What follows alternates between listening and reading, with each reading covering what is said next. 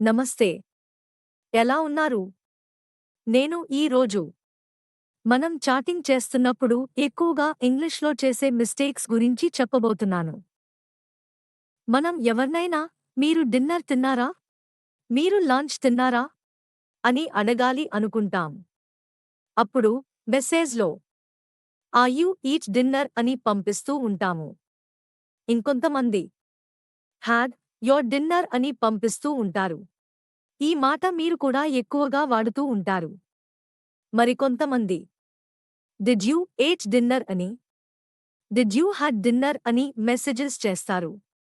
మరి ఇవి కరెక్టేనా?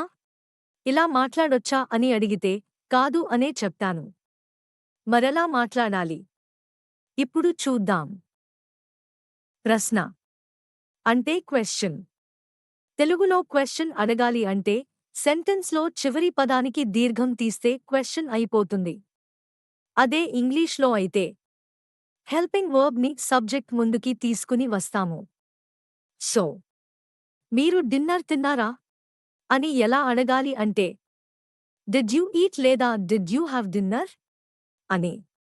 లేకపోతే have you eaten or have you had dinner అని లేదా హ్యాడ్ యూ ఎటెన్ డిన్నర్ అని అడగొచ్చు.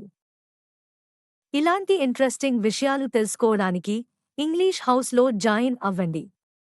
మరిన్ని వివరాలకు ఈ నంబర్కి కాల్ లేదా మెసేజ్ చేయగలరు. Thank you.